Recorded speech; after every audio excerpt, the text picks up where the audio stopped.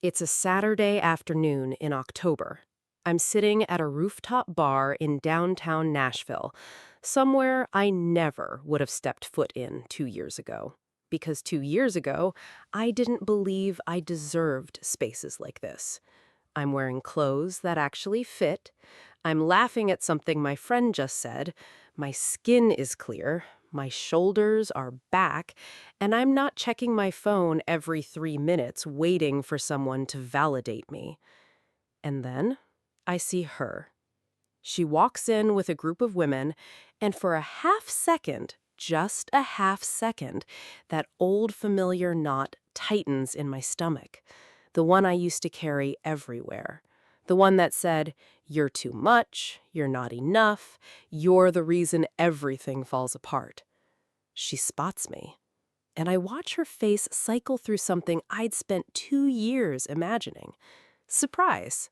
A flicker of something that looks almost like regret. And then a smile. The performative kind. The kind you give someone when you're trying to figure out which version of them showed up. I smiled back. A real one. And then I turned back to my friend and kept laughing. That was it. No confrontation, no speech I'd rehearsed in the shower at 2 a.m., no Instagram sub-post. Just me, living a life I'd built for myself, in a body and a mind I finally recognized as my own. I didn't scream, I didn't fight back, I just became someone they never expected. And the thing is, that moment on the rooftop, it wasn't the victory. The victory had already happened months before, in a one-bedroom apartment with bad lighting and a journal full of ugly truths. The rooftop was just the receipt. This is the story of what happened in between. The story isn't about revenge. Let me say that again, clearly, so we understand each other from the jump. This is not a story about getting back at someone. It's not about proving anything to the person who hurt you. It's not about waiting for the moment they see what they lost and feeling vindicated. This is a story about becoming. About what happens when someone says something so cutting, so precise in its cruelty, that it either breaks you or it builds you. And the tiny, terrifying, completely unglamorous choice you have to make about which one it's going to be. If you're new here, welcome. This channel is for people who are in the middle of that choice right now. People who've been told a story about themselves that doesn't feel true, but they've been hearing it so long they've started to believe it. People who are quietly, stubbornly, refusing to let someone else's narrative become their autobiography. Hit subscribe if that's you, because we're just getting started. Now, let me take you back to the beginning, and I promise it gets so much better. I want to tell you who I was before all of this, but I have to warn you, I'm not going to be flattering about it. I'm not going to give you the softened version where I was secretly wonderful all along and just needed the right person to see it. That's not honest, and this story only works if I'm honest. I was 28 years old. I'd been in 4 relationships in 5 years, and every single one of them had ended with some version of the same conversation. I was a lot. I was too emotional. I needed too much reassurance. I made everything about myself. I didn't know how to just be happy. Now, here's the thing about hearing something like that 4 times in a row. After the first time, you think, okay, that was the wrong person. After the second time, you think, that's a coincidence. After the third time, you start to wonder. After the fourth time, you don't wonder anymore. You just accept it as fact. By the time I was sitting in my car outside my apartment on a Tuesday in January, alone for the first time in years, 28 years old, with a box of stuff from his apartment in my back seat, I wasn't even sad the way you're supposed to be sad after a breakup. I was just confirmed. Like the jury had finally come back with a verdict I'd been dreading for years. You are the problem. Let me tell you about the person who delivered that verdict most efficiently. Her name was Renata. She wasn't my ex. She was supposed to be one of my closest friends. And in many ways, that made it worse. Because the things your ex says about you, you can at least partially dismiss. They're hurt. They're protecting themselves. They have an agenda. But when your friend says it, when someone who claims to love you and have your back sits you down over coffee and says with genuine concern in her voice, I think you need to hear something hard. You listen. You really, truly listen. It was March, about 2 months after the breakup. I was doing what I always did when I was struggling, which was perform being okay while absolutely not being okay. Renata and I had been friends for 6 years. We'd met in college. We'd been through each other's everything. I trusted her completely. We were at her kitchen table. She'd made tea, and she started talking. She said she'd been watching me for a long time. She said she'd noticed a pattern, not just in this relationship, but in all of them. She said the common denominator in every failed relationship I'd had was me. The way I escalated things, the way I was reactive, the way I needed constant reassurance and drove people away by being clingy and overwhelming. She said I thought I had unresolved trauma that was making me unfit for a relationship right now. She said, and this is the part I still hear sometimes, in the quiet, she said, I think you need to accept that you might be the reason everyone leaves. I want to tell you I stood up and walked out. I want to tell you I recognized immediately that this was someone projecting, someone being cruel, dressed up in the language of care. I want to be the person in the story who has great instincts. But I wasn't that person yet. I sat there and I nodded. I thanked her for being honest with me. I drove home and I cried for 3 hours. And then I started doing what broken people do. I started constructing evidence, combing through my memories, my texts, my journals, finding every moment that proved her right. See? There. That text I sent at 1 a.m., that time I cried in public, that fight where I wouldn't drop it. She's right. She's right. She's right. That's what happens when you're running on empty self-worth and someone hands you a story about yourself. You don't question the story. You curate proof for it. For the next 6 weeks, I basically stopped functioning. I went to work. I was an account coordinator at a mid-sized marketing firm, a job I was decent at but not passionate about. I came home, I watched television, I talked to Renata because she was still my friend and I still trusted her, and every conversation was another small dose of the same medicine. You have work to do on yourself. She wasn't wrong about that part. I did have work to do, but she was wrong about the framing. She was wrong about the verdict, and she was catastrophically wrong about her role. Because she wasn't my therapist, she was my friend, and what I needed from a friend was not a clinical breakdown of my pathologies. What I needed was someone to sit with me in the dark for a minute before we talked about the light. Instead, I got a diagnosis from someone who was, I would later understand, dealing with her own relationship falling apart and possibly projecting some of that onto me. But I didn't know any of that then. What I knew then was this. I was 28, I was alone. I'd lost 4 relationships and was apparently destroying friendships from the inside out. I wasn't eating well. I'd gained about 12 pounds in 2 months from stress eating and not moving my body. I was sleeping 9 to 10 hours a night and still waking up exhausted. My apartment was a mess. My skin had broken out in a way it hadn't since high school.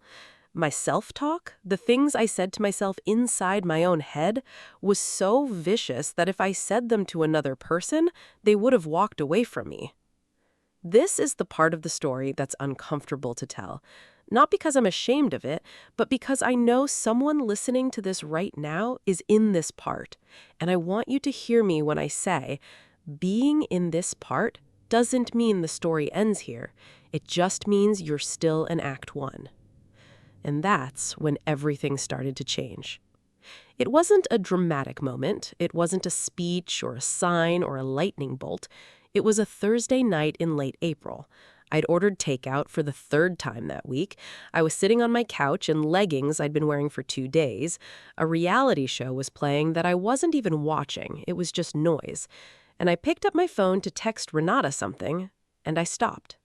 I put the phone down, and I thought, if one more person tells me who I am, I'm going to disappear. Not in a scary way, in a clarifying way, in a way that felt like the first clear thought I'd had in months. I am in danger of becoming the story someone else wrote about me. That was the crack in the wall. Small, almost invisible, but real. I didn't do anything about it that night. I ate my takeout. I went to sleep. But something had shifted, very slightly, like tectonic plates moving an inch. And the next morning, for the first time in 2 months, I woke up before my alarm. The decision to change is not a dramatic thing. I want to disabuse you of that notion right now because I think the way we talk about personal transformation does a disservice to everyone who's in the early stages of it. It's not a montage. There's no moment where you put on a good song and do a training sequence while the season changes outside your window. There's no single morning where you wake up and everything feels different. The decision to change is small, and it's quiet, and it has to be made over and over again, every single day, sometimes multiple times per day. But it starts somewhere. For me, it started with a journal and a library book. The morning after that Thursday night, that Friday in late April, I went to the public library on my lunch break. I hadn't been to a library in years. I walked in and I had absolutely no idea what I was looking for, so I just started pulling books off the self-help shelf and reading the first pages. I probably looked insane. I left with 3 books, one on attachment theory, one on cognitive behavioral therapy techniques, and one called The Body Keeps the Score, which I'd heard about but had never read because some part of me was scared of what it might say. That night, I sat down with a spiral notebook I found in a junk drawer. Purple, college-ruled, had a sticker of a cat on the front, and I started writing. Not journaling in the pretty way, not gratitude lists. I wrote the ugliest thing I could think of. Everything Renata said, and everything my exes said, and then next to each one, what I actually remembered happening. This is important. This is maybe the most important thing I did in the entire year that followed. I didn't write to prove her wrong. I wrote to find the truth. Because here's what I knew. In some small, quiet place I'd been ignoring, some of what they said was real. Some of it wasn't. And I needed to know which was which. Because you cannot grow from a false diagnosis. You cannot fix the thing they think is broken if they've misidentified what it is. What I found over 3 hours of writing on that Friday night was a more complicated picture than either Renata's narrative or my defensive one. Yes, I had texted people too much when I was anxious. Yes, I had sometimes picked fights about small things when the real issue was something I didn't know how to articulate. Yes, I had a pattern of seeking external validation because my internal supply had always been critically low. Those things were real. Those things were mine to work on. But I had not been the sole author of those relationships' failures. I had been in relationships with people who punished me for having emotions at all. People who called my normal human need for connection clingy because they were emotionally avoidant. People who had their own profound limitations and found it easier to locate the problem in me than in themselves. Both things were true at the same time. That night, I wrote in my journal, I am not the villain of this story. I am not the hero either. I am a person with real patterns to examine and real people who failed me. I get to be both of those things simultaneously. That sentence changed everything. Not immediately, not in any way that looked like change from the outside, but internally, something reseated itself, like a dislocated joint clicking back into place. I was not the problem. I was a person, a complicated, flawed, real person who had grown up in an environment that didn't teach me how to regulate my emotions or ask for what I needed.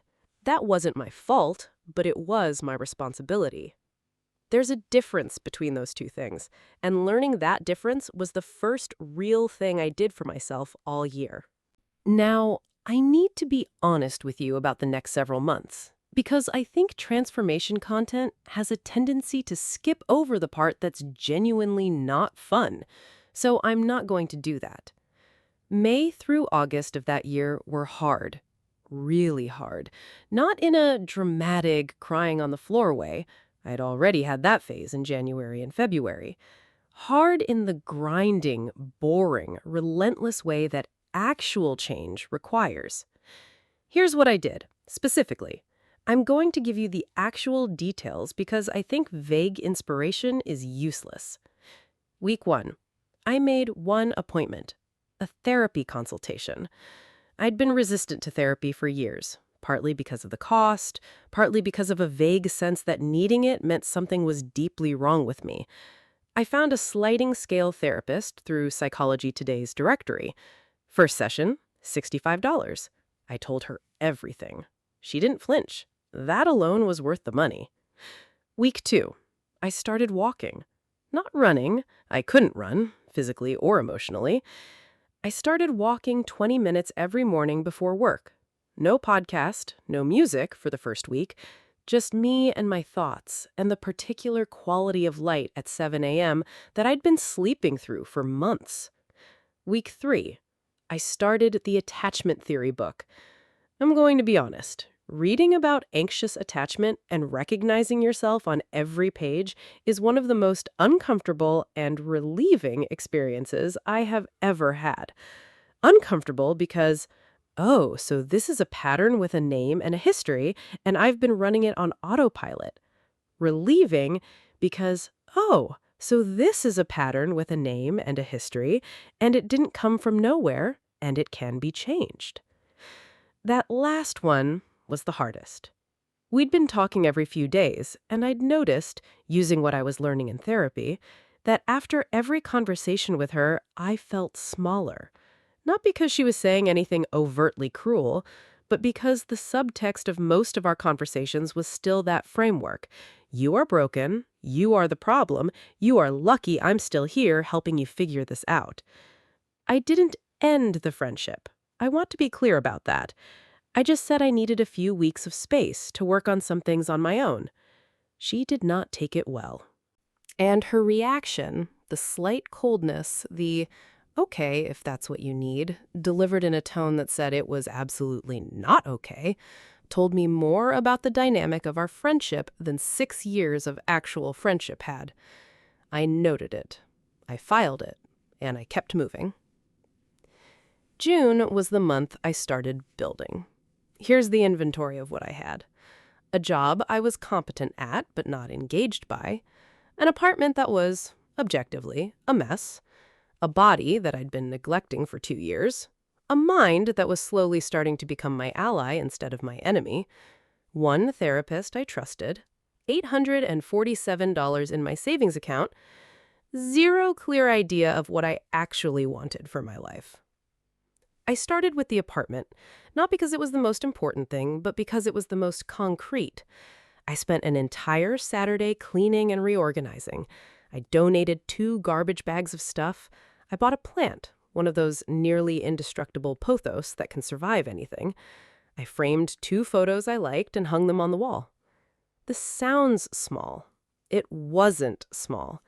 When you've been living inside someone else's story about you, your physical environment reflects that. It's cluttered with their presence, emotionally, if not literally. Cleaning that space was the first physical act of reclaiming myself. Every item I donated was something I didn't need anymore. Everything I kept was something I'd actively chosen. I lived in that cleaned apartment and I thought, this is mine. I made this. No one's permission required. Therapy continued every 2 weeks. I'm not going to give you a complete inventory of everything my therapist and I worked through. That's private, and also it's not the point. But I will tell you the 3 things that changed my life the most, because they might change yours too. Number 1, learning to identify the feeling before the behavior. When I used to text someone 12 times in an hour, It wasn't because I was clingy, it was because I was experiencing a very specific flavor of anxiety that I'd never learned to sit with. The texting was a behavior that was trying to manage the feeling. When I learned to name the feeling, this is anxiety, this is fear of abandonment, this is the specific dread of being left without warning, I could address it directly instead of outsourcing it to someone else's response. Number 2, the difference between a need and a demand.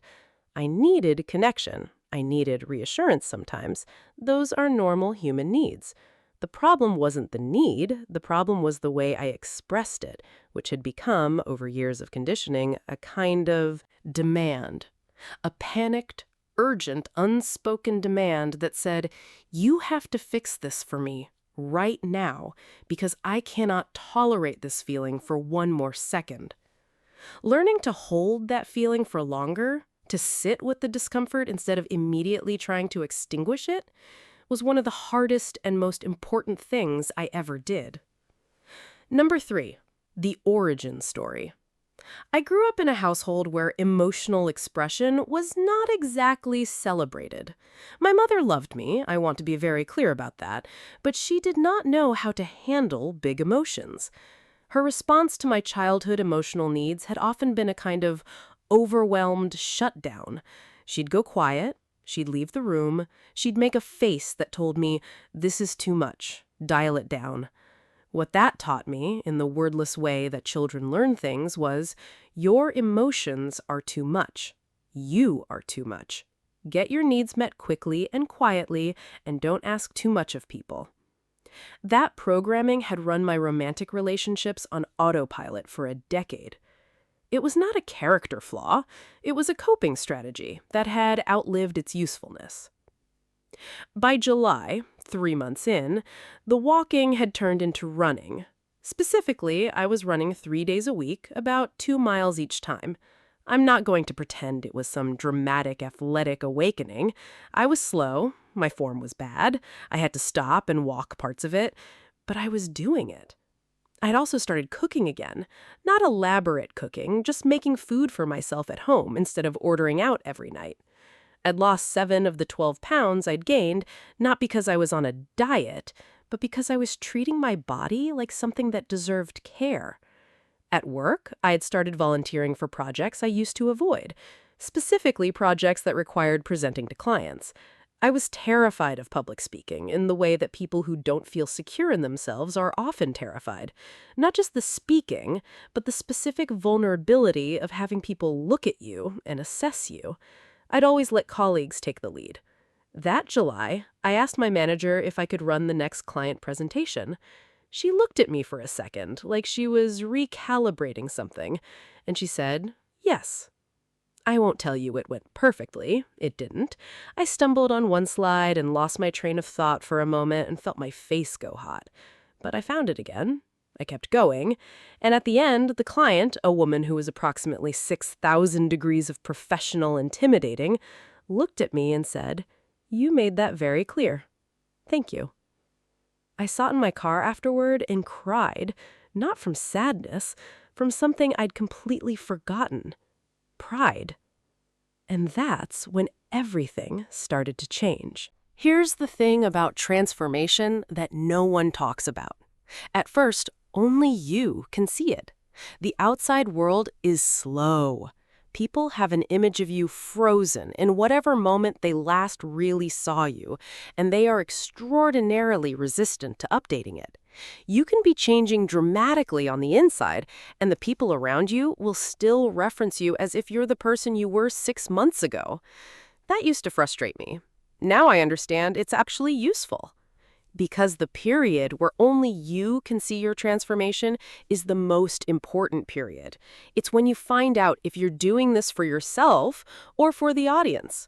If you're changing because something in you has genuinely decided it's time, or if you're changing to get a reaction.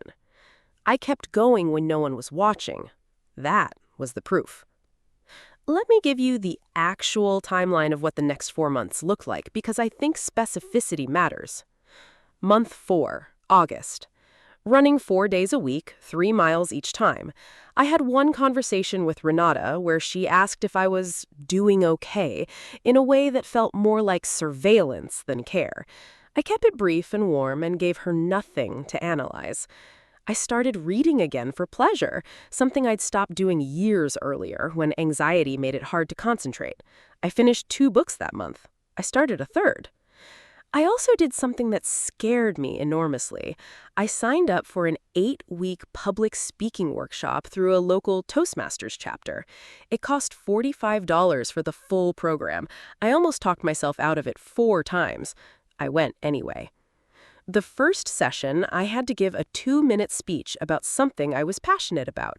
I talked about the library, about the day I walked in and didn't know what I was looking for and found it anyway. And when I sat down, a woman across the table said, "You're a natural storyteller."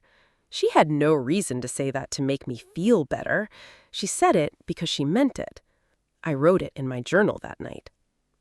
Month 5, September. Something started happening at work that I can only describe as a shift in how people saw me.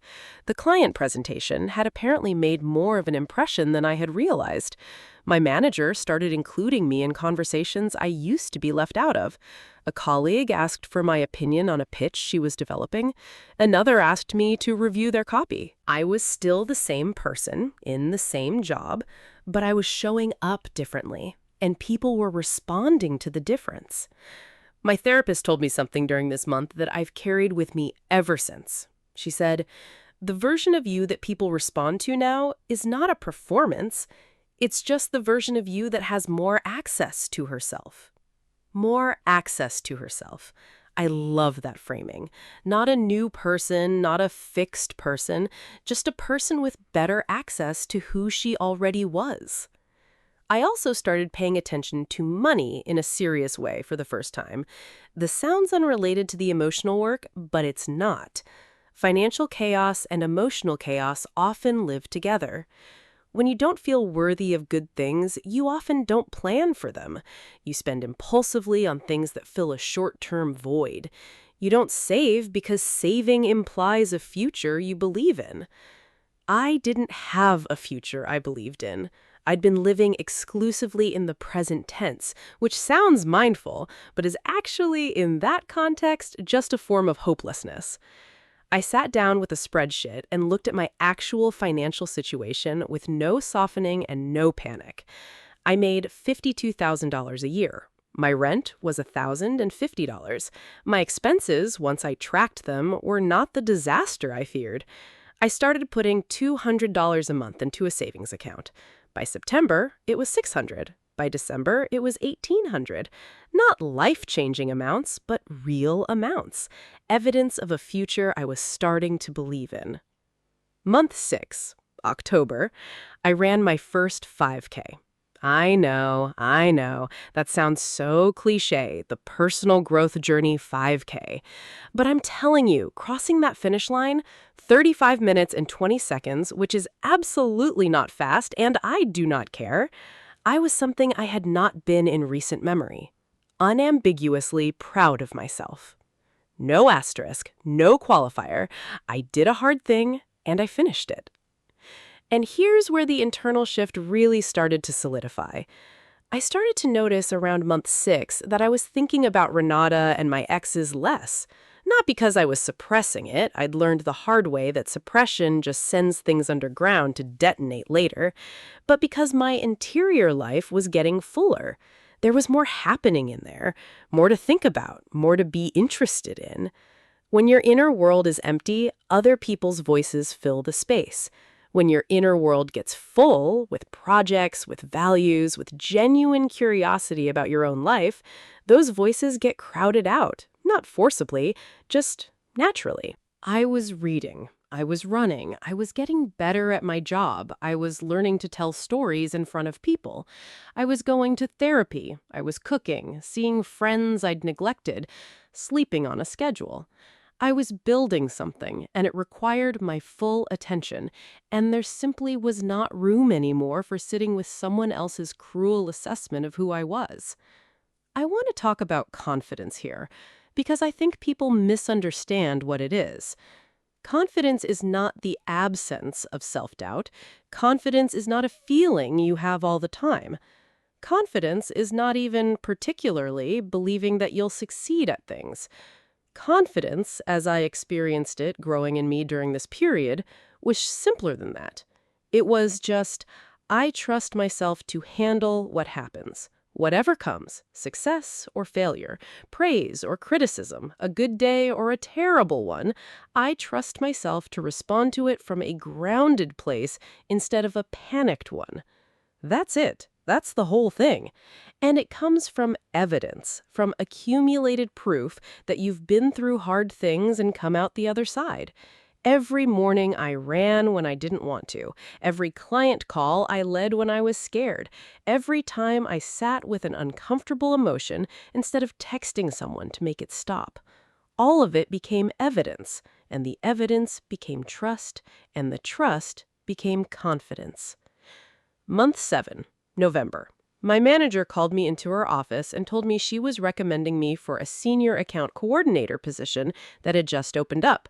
The title bump came with a $9,000 raise. I had done nothing except show up more fully to a job I'd been doing for 2 years, and it had been enough. I called my mother that night. We'd been working through some things in therapy, she and I. Not together, just me processing our history and trying to approach our relationship with more grace and clarity. The phone call was easy. She said she was proud of me. I believed her. I didn't analyze it for hidden meaning. I just let it be what it was. Month 8, December. I ended the friendship with Renata. I want to be careful about how I frame this because I don't want to make it a moment of triumph over her. It wasn't. It was a quiet, sad, clear-eyed decision based on what I'd come to understand over 8 months of careful observation. Renata was not a bad person. She was a person who, in her own pain and her own limitations, had said something to me that was partly true and partly cruel and entirely not delivered with my well-being as the primary motive. She had positioned herself as my guide through a difficult time and had, in doing so, kept me in a position of needing guidance. That's not a friendship. That's a dynamic. And I'd had enough of dynamics. The conversation was short. I told her I appreciated our history and I wished her well. I told her I thought we'd both grown in directions that were taking us apart. She cried. She said she didn't understand. She said she'd done everything she could for me. I said, I know you think that. And I meant it.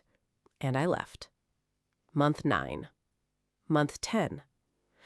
By January of the new year, exactly 12 months after I'd sat in my car with a box of someone else's stuff in my back seat, this is what my life looked like.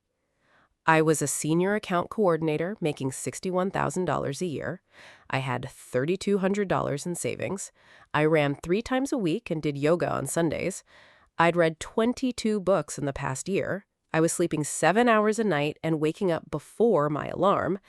I'd completed the Toastmasters program and given my final speech to a room of 40 people without shaking.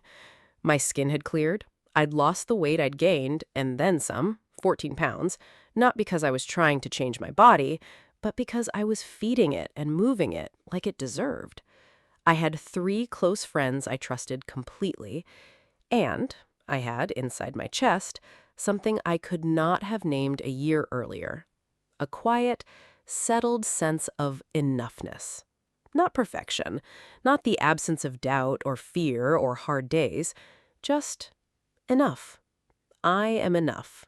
The life I am building is enough. That's the invisible transformation, the one no one sees but you. And it's the only one that actually matters. And that's when everything started to change. Let me tell you about October. Not the October I started my journey, the October 14 months later, the one I opened the story with. It was a Saturday afternoon. A colleague had invited me to her birthday drinks on the rooftop of a bar I'd walked past 100 times and never felt entitled to enter. I went. I wore a green dress I'd bought on a Tuesday because I saw it in a window and I liked it, with absolutely no occasion to justify it. My friend was funny, and the drinks were cold, and the city was doing that thing it does in October, where the light hits the buildings at an angle that makes everything look like a painting. I was not performing happiness. I was not on a date trying to seem okay. I was simply, and this is the extraordinary, ordinary miracle of everything I'd done that year, having a good time. And then Renata walked in. I saw her before she saw me. She was with a group of women I didn't recognize, dressed nicely, laughing the way people laugh when they want to be seen laughing. And that knot, the one I told you about at the start of the story, it moved through me like a weather pattern, quick and recognizable and already passing. She saw me. And I watched it happen, the recalibration, the surprise, the long division problem of trying to reconcile who she expected to see with who was standing in front of her. Because I did not look like someone who'd spent the past year being broken. I looked like someone who'd spent the past year being built. She came over. Of course she did. You always do when you're Renata. You don't miss the opportunity to interact with the version of a person you thought you'd permanently defined. She hugged me. She said I looked amazing. She said she'd been thinking about me. She'd said she'd been going through some things herself. Her long-term relationship had ended 6 months ago, and she'd really been processing everything, and she'd thought about reaching out. Here's what I noticed, standing there in that green dress with the city doing its October thing behind us. I was not angry. I wasn't cold either. I wasn't performing indifference. I wasn't secretly seething and pretending to be calm. I was genuinely, actually, not angry. What I felt was something closer to the way you feel watching a movie you've already seen. Interested, maybe, a little nostalgic, clear how it ends. I said, "I'm sorry to hear that. I hope you're doing okay." She looked at me for a moment longer than felt casual. I think she was waiting for something, some crack, some opening, some evidence that I was still the person she diagnosed and advised and guided, some sign that she was still necessary. I smiled. It was warm, and it was complete, and it had nothing left in it for her. Then I turned back to my friend and kept laughing. She texted me that night. Just, "It was so good to see you. You seem really happy. Can we get coffee sometime?" I read it. I put my phone down. I thought about it for 30 seconds, and then I typed, "Thanks, I am happy. Good luck with everything." I left it at that. No door left open, no cruelty, no invitation, just clarity and exit. I want to tell you what I realized in the days after that encounter, because it took me a few days to fully articulate it. I'd spent more than a year imagining some version of that moment. In my head, during those early dark months, it had been a confrontation, something I said that was devastating but measured, a speech that communicated everything she'd done and everything I overcome, a perfect, witnessed reclamation. But the real version was better. The real version was just me, living, unbothered, so genuinely invested in my own life that there was simply no performance available for her to collect. Because here's what I'd learned. The moment you have to convince someone they underestimated you, you're still playing by their rules. You're still in their courtroom. The real victory is walking out of the courtroom so completely that you don't even remember where it is. I wasn't trying to prove anything to Renata. I hadn't been for months. I had been, in the most literal possible sense, busy. Busy building a life worth living in so that when I walked into any room, including that rooftop, I arrived as a complete sentence, not a response to someone else's statement, not a correction to someone else's story. Just myself. Finished. Present. Enough. I need to tell you one more thing about the encounter, and it's uncomfortable, but it's important. I felt compassion for her. Not pity. Pity is something you feel from above, and I was no longer positioning myself above or below anyone, but genuine compassion, because I could see very clearly from where I was standing that Renata was still inside a story. Her own story, probably, about her worth and her relationships and what she needed from other people. A story she'd perhaps been telling herself so long she'd stopped questioning it. I'd been there. I knew that place. I knew how much it cost to live there. I hoped she found her way out. I also knew that finding her way out was not my job. It was hers.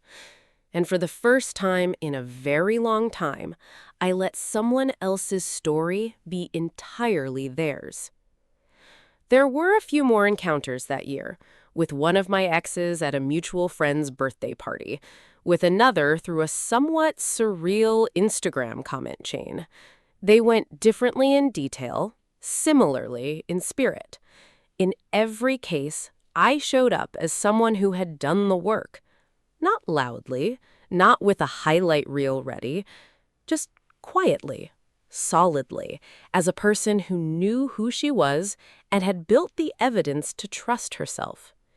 And in every case, the moment passed. Quickly, like weather. Because that's what happens when you've genuinely moved on. The things that were supposed to devastate you just don't anymore. Not because you've armored yourself against them, but because there's too much life on this side of the journey to spend any of it looking back. I want to take a moment here, before we close, to talk about something I've thought about a lot. The phrase, silent revenge. I understand why it's appealing. I understand the fantasy that living well is a weapon you carry, that your glow-up is a message delivered to everyone who doubted you. I've felt that. I'd be lying if I said there wasn't a part of me in those early months that imagined Renata seeing me and feeling some twinge of regret. But here's what I actually discovered. The best case scenario of revenge, even silent revenge, still requires you to be oriented towards the person who hurt you, still requires them to be in your mental foreground, still requires their reaction to give your transformation its meaning. And I don't want that. Not anymore. I don't want the meaning of my life to be organized around anyone else's reaction to it. So when I tell you this is a story about becoming, not about revenge, I mean that. The glow-up was real. The encounter happened. The look on her face was something. But none of that is the point. The point is who I am in the apartment alone on a Tuesday, who I am when no one's watching, who I am when there's no audience and no narrative and no one to prove anything to. That person, the one who wakes up before her alarm and goes running in the early light and comes home and makes coffee and sits with her plant and reads and thinks and plans and shows up, that person is who I was trying to become all along. The rest was just bonus. I want to leave you with a few things. Not a list of 10 habits, because you don't need a list of 10 habits. You need to hear the truth. And the truth is simple. The best revenge is living well. But only if you are living well for yourself. Not for the audience, not for the rooftop moment, not for the text you're going to send that says, "I'm fine," with just enough subtext that they know you mean something more. If you are transforming yourself to show someone what they're missing, you will transform yourself into someone still waiting for them to notice. And that is not freedom. That is just a prettier prison. Do it for yourself. Do it because you are a person who deserves to inhabit your own life fully. Do it because the version of you that you glimpse sometimes, in good moments, in clear moments, in the moments right after you did something you were afraid to do, that version of you is not a fantasy. That's the real you trying to surface. Give them the conditions to breathe. A few practical things, because I know some of you are in the early stages and you need concrete ground under your feet. Start with one true thing. Not a plan, not a vision board, just one thing that is genuinely, authentically true about who you want to be or what you want your life to look like. Write it down. That's your compass. Everything else gets oriented around it. Find a therapist if you can. I know cost is a barrier. Sliding scale directories, community mental health centers, even apps like Open Path Collective can help bridge that gap. If therapy is genuinely inaccessible right now, find a book on CBT or attachment theory and a journal and do the work on paper. It's not the same, but it's not nothing. Move your body, even when you don't want to. Not for aesthetics, for your nervous system. For the proof that you can do hard things and survive them. 20 minutes walking counts. It counts. Stop explaining yourself to people who have decided who you are. You do not owe anyone a defense. You do not owe anyone a demonstration. You owe yourself the energy you'd spend on that explanation. Keep it. Let the anger be information, not fuel. Anger tells you that something important to you was violated. That's useful. Anger as the primary engine of your transformation will burn you out before you finish building. Feel it, honor it, understand what it's telling you, and then choose a different fuel source. Curiosity, hope, stubbornness, love for the person you're becoming.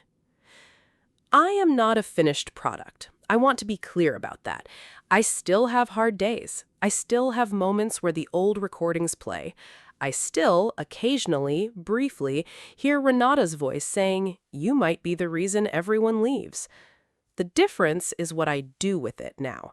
I hear it. I note it.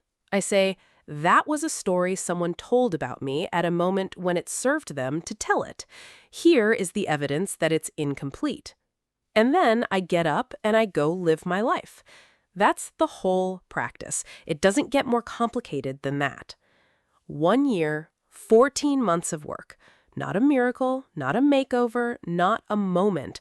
A decision made over and over again in a purple spiral notebook and on cold morning runs and in a therapist's office and in every room I walked into a little more fully than the last. That's how you do it. That's all it is. I don't know where you are in your story right now. Maybe you're in the parking lot with the box. Maybe you're at the kitchen table hearing something that's being delivered as kindness, but landing like a verdict. Maybe you're 6 months in and you're so tired of the grind and you're not sure it's working. It's working. I promise you it's working. The moments you can't see the progress are often the moments the deepest work is happening. Keep going. If this story landed for you, if something in here recognized something in you, tell me about it in the comments. What's your glow-up story? What's the thing someone said that you've been quietly, stubbornly refusing to let be the last word? I want to hear it. And I want you to know, whatever they said, however many times they said it, it is not the last word. The last word is yours. You're still writing it. Go write it.